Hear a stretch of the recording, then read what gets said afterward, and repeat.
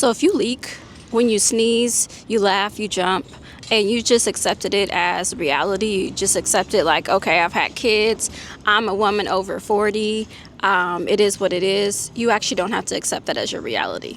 Okay, so let me tell you, it may be common, but it doesn't mean that it's normal. So we joke about it. Maybe you buy pads, you cross your legs before you sneeze, and really nobody says much about it. You just kind of go on about your day like this is something that, it is what it is. But let's say it out loud, okay, which is this is a muscle issue, okay? And muscles can be trained. I'm at the gym right now, okay? They can be trained. So today I want to talk about what nobody's actually talking about. This is a very taboo topic.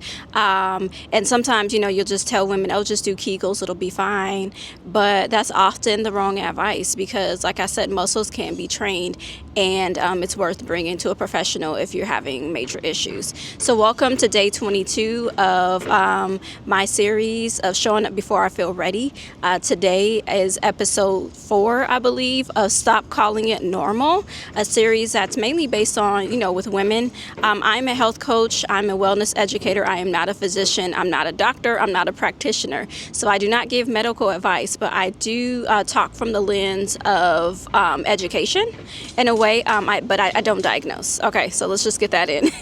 I don't diagnose. So welcome. I want to talk about things that people don't talk about often, especially when it comes to women's health. Okay, so peeing when you sneeze, or a little leakage. I know it's uncomfortable. I know we don't want to talk about it, but somebody has to, so here I am. Okay, so let's kind of get into, I have 3 points or 3 things I want to kind of talk about related to this issue and what could be happening. So the first one is kind of how I open this is common is not the same as normal, okay?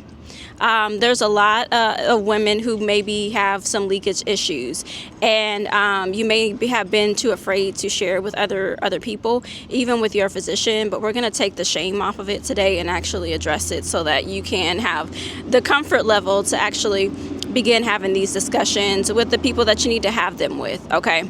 So, sometimes we just shrug things off. I've had kids. Oh, it'll heal in time.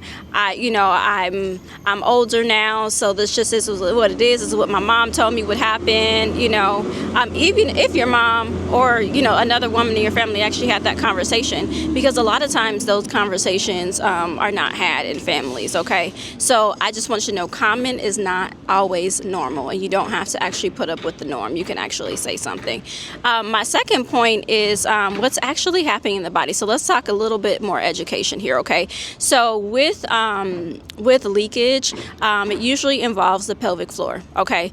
And the pelvic floor is a set of muscles that help to support the bladder, okay? So like any muscles, they can be weak or they can even be tight, which is why, when people say just do more Kegels, that may not actually be the best option because you may have some other things going on there, okay? And Kegels can actually sometimes make it worse. So things that can contribute to either the tightening or the loosening of the muscles are childbirth, of course. Especially, natural childbirth, hormonal changes, okay, chronic coughing. A lot of people don't know this, but the pelvic floor tends to get weaker in situations like that. And there's so many other things that can contribute to it. I'll just, kind of talk about those few. But that's why, it's worth taking to a professional to have a real assessment to kind of get past like the guessing. I think this is why it happened, blah, blah, blah. No, just go see somebody. So that brings me to my last point, okay, of taking it seriously. You don't have to just put a Band-Aid on the infection, because that's not going to heal it. Obviously it's not an infection, but you get what I'm saying.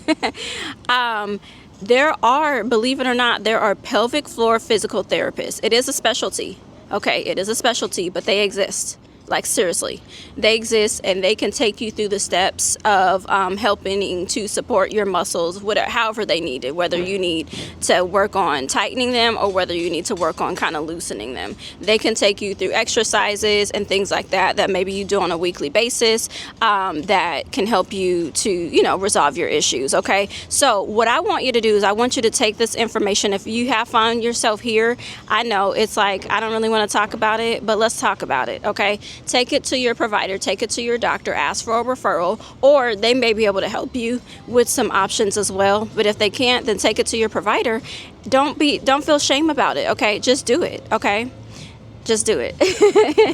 Because I want to see you succeed. So thank you for coming and stopping by for this series. Stop calling it normal. Yeah, that's what we call it. So this is an extra special one. Normally I do one episode a week on Tuesdays, but I threw in another one just because, you know, there's so many topics that we need to talk about, especially as women and men. If you find yourself you needing to support your woman, support her. Okay, support her.